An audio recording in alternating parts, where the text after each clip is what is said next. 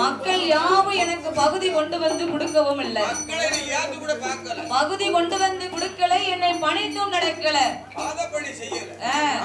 இருசால்வனம் கொடுக்கல, என்னை ஏன் என்றும் கேட்கல, கிஸ்தி பணம் தான் கொடுக்கல, அதுவும் கூட பரவாயில்ல, என்னை யாருமே கீழ்பணிந்து நடக்கல. நான் ஒரு அரசன் என்பதை எல்லோரும் மறந்து விட்டார்கள்.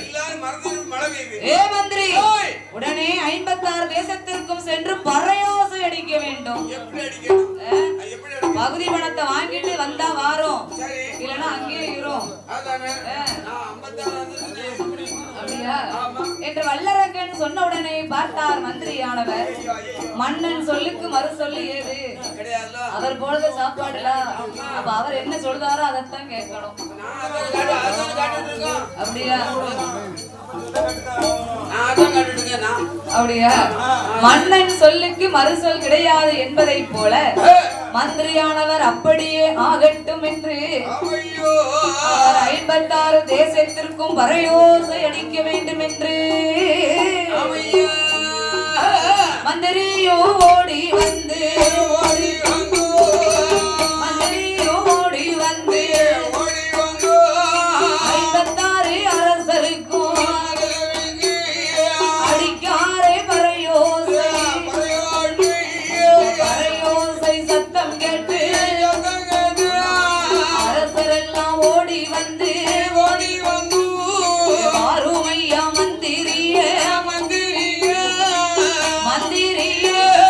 வார்த்தை ஒன்று சொல்ல கேள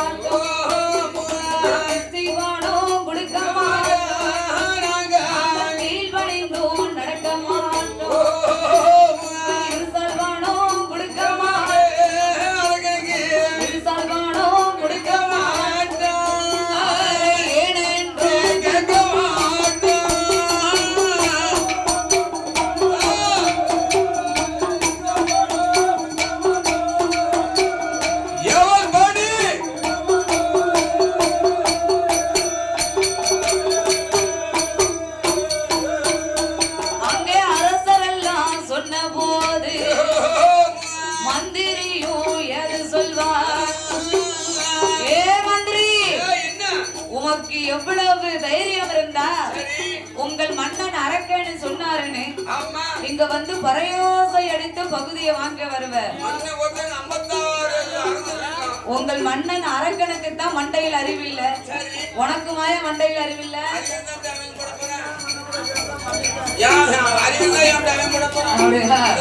அது சரிதான். அப்ப அறிவில்லாம தான் உங்கள் மன்னன் என்னைக்கு அரசி பரிகாரம் செய்து வந்தானோ அன்னையில இருந்த நாட்டுல மழையும் கிடையாது, நாங்கள் எல்லோரும் பஞ்சத்துல வாடுவோமே. ஒரு மன்னனுடைய வேலை என்ன? அவருடைய ஆட்சியிலே அவருடைய நாட்டுல மக்களுக்கு ஏதேனும் குறை இருக்கா அப்படின்னு குறைகளை அறிந்து குறைகளை தீர்ப்பதுதான் ஒரு மன்னனுடைய கடமை. ஆனால் வல்லரக்கன் என்னைக்கு அரசி பரிகாரம் செய்தானோ அன்னையில இருந்து நாட்டுல மழை கிடையாது, மக்கள் நாங்க எல்லாரும் பஞ்சத்துல வாடுதோம். இதனால் இதுவரைக்கும் உங்கள் மன்னன் அரக்கன் எங்க கிட்ட வந்து என்ன ஏதுன்னு கேட்டிருப்பாரா? இல்ல உங்களுக்கு ஏதேனும் குறை இருக்கான்னு வந்து எங்க கிட்ட கேட்டிருப்பாரா? பகுதி பணத்தை மட்டும் வாங்கிட்டு வானா எப்படியா கொடுப்போம்? ஏ மந்திரி, ரிஷிமுகா வர்ணனாகிய வல்லரக்கனின் அப்பாவாகிய ரிஷிமுகா வர்ணனும் ஒரு அசுர அரக்கர் குலத்தில் பிறந்தவர் தான். ஆனா அவர் அரசி பரிகாரம் செய்யும் போது அவர்கிட்ட நீதி இருந்தது, நேர்மை இருந்தது, தயவு தாட்சிணியே இருந்தது. மாதம் மும்மாறி மழை பொழிந்தது, வருடமும் பூவும் விளைந்தது. யார் காலத்துல? ரிஷிமுகாவர்ணன் காலத்துல. மாதம் மும்மாறி மழை பொழிந்தது, வருடமும் பூவும் விளைந்தது. யார் யாருக்கெல்லாம்? அதாவது ரிஷிமுகாவர்ணன் அரசாண்ட காலத்துல மாதம் மும்மாறு மழை பொழிந்தது. யாருக்கெல்லாம் தெரியுமா? வேதம் போதும் வேதியருக்கு ஒரு மழை பொழிந்தது. நீதி நெறியன் மதுரையை ஆண்ட பொற்கை பாண்டியனுக்கு அந்த காலத்துல ஒரு மழை பொழிந்தது. நீதி தவறா மன்னருக்கு ஒரு மழை பொழிந்தது. மாதம் கற்புடைய மங்கையருக்கு ஒரு மழை பொழிந்தது.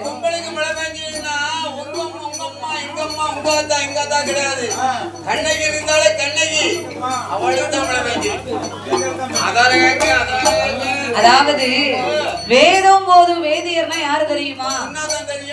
எந்த ஒரு ஆலயமாகவே இருந்தாலும் இல்ல புதிதாக ஒரு ஆலயம் கட்டி கும்பாபிஷேகம் வைக்கணும்னு வைங்களேன், அந்த ஆலயத்துல அஷ்டபந்தன மகா கும்பாபிஷேகம் கண்டிப்பா நடத்தணும். புதுசா ஆலயம் கட்டினாலும் கும்பாபிஷேகம் நடத்தணும். ஏற்கனவே கட்டியிருந்த ஆலயமாக இருந்தாலும் 12 வருடத்திற்கு ஒரு தடவை அஷ்டபந்தன மகா கும்பாபிஷேகம் நடத்தணும். ஏன் தெரியுமா? ஏன்னா ஒரு ஆலயம் என்பது இருந்தால் அந்த ஆலயத்தில் இருக்கக்கூடிய சுவாமியானது முதல்ல 4 வருட காலம் கல் சிலையில இருக்குமா.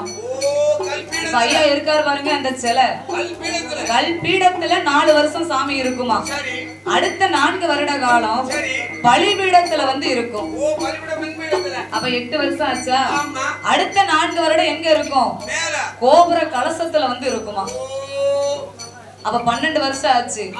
அப்ப வெளியில இருக்கக்கூடிய கோபுர கலசத்தில் இருக்கக்கூடிய சுவாமிக்கு மீண்டும் சக்தி ஏற்றி உரியேற்ற வேண்டும் என்பதற்காகத்தான் 12 வருடத்திற்கு ஒரு தடவை கும்பாபிஷேகம் நடத்துதோம். கலசத்துல இருக்கக்கூடிய சுவாமியை மறுபடியும் கருவறைக்குள்ள கொண்டு போகணும். பாத்தீங்களா? நூலை கட்டியா இறக்குவாங்க. அந்த சுவாமிக்கு சக்தி ஏத்தணும் உரி ஏத்தணும்னா வேதம் ஓதும் வேதியர், ஒரு அந்தன வேதியர் வந்து அவர் படித்த உருக்களை லட்சம் உருக்களை விடாமல் ஓதனாருன்னு வைங்க, கரு சிலைக்கு கூட அப்படியே உயிர் வந்து எந்திரிச்சு நிக்குமாமையா. அவருடைய சொல்லக்கூடிய அந்த மந்திரத்திற்கு அவருடைய அவ்வளவு ஒரு சக்தி இருக்கு பாத்துக்கோங்க. ஏன்னா சமஸ்கிருதம் படித்தவங்க பாருங்க, அவர்கள் சொல்லக்கூடிய ஒவ்வொரு மந்திரத்திற்கும் சக்தி உண்டு.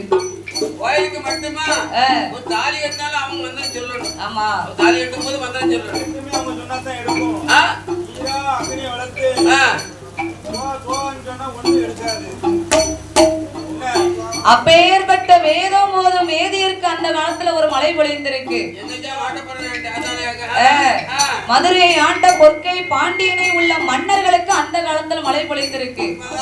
மாதம் கற்புடைய மங்கைனா கல்லானாலும் கணவன் புல்லானாலும் புருஷன் வாழதாங்க பத்தியலா ஆப்பானாவா நீங்க சொல்லுது அந்த புல்லு கிடையாது.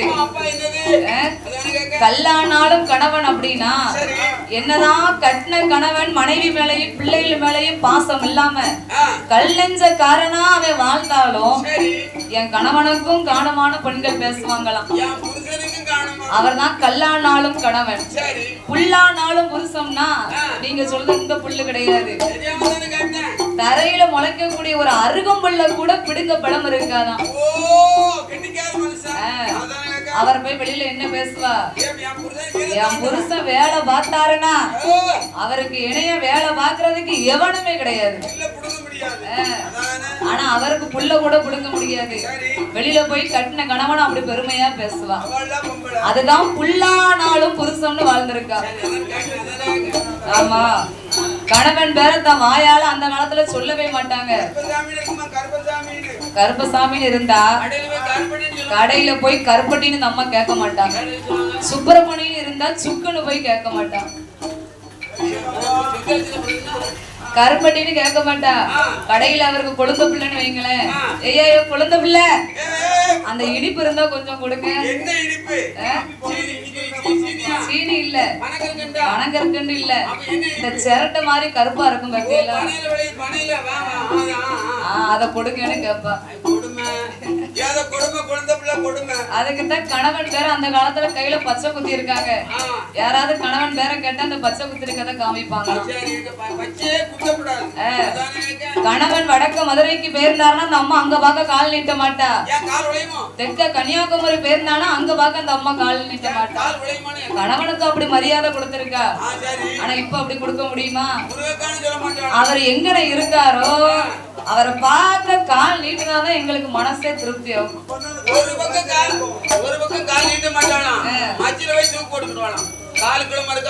அவர்கள் தான் மாதம் கற்புடைய மங்கையர்கள். அப்பேற்பட்டவர்களுக்கு அந்த காலத்துல மழை பொழிஞ்சிருக்கு. ஆனா வல்லரக்கன் அரசாண்டு வரும்போது இப்பவும் மழை பொழியுது. யாருக்கு மழை பெய்யுது? அரிசி விற்றிடும் அந்தனருக்கு ஒரு மழை.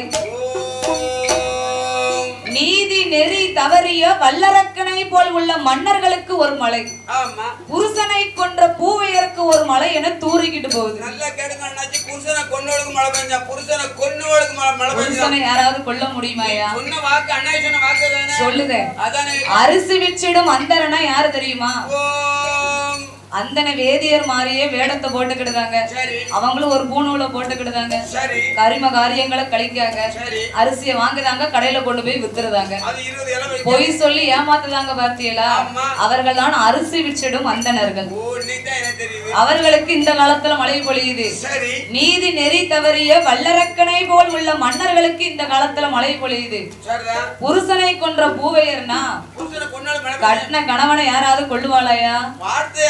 சொல்லால் கொள்வார்கள் தாய்மார்கள். இந்த பாடு வந்து என் வீட்டுல நீ போன திரும்பியா? உனக்கு வராதா? முதத்தை தை மாதம் முதத்தையும் உனக்கு வராதா? அப்படியே சொல்லுவா. கணவனுக்கும் மனைவிக்கு சண்டைன்னு வைங்க, அவர் கைய லேசாதான் வாங்கி இருப்பாரு. அப்படி சொன்னாலும் பரவாயில்லையே. பேதியில போவான் என்னை அடிக்க கையவா ஓங்குத, உன் கையில கரையா முடிக்க உன்னை வேலைக்குள்ள இருந்து வெடுக்குன்னு வந்து அப்படின்னு சொல்லால் கொள்வார்கள் இந்த காலத்துல தாய்மார்களாம். அப்படியெல்லாம் பேசக்கூடாது. கல்லானாலும் கணவன் புல்லானாலும் புருஷன் சும்மாவா சொல்லியிருக்காங்க? கணவனே ஒரு அறிவில்லாம தப்பு பண்ணாலும் கணவனை கண்கண்ட தெய்வம்னு மதிக்கணும். அதனாலே மந்திரி, உங்கள் அரக்கன் என்னைக்கு அரசி பரிகாரம் செஞ்சானோ நாட்டுல மழையே இல்லாமல் போய்விட்டது. அதனாலே மந்திரி போய் சொல்லு உங்க அரக்கன் கிட்ட, பகுதி பணம் கேட்டு வந்தா கொடுக்கவே மாட்டேன்.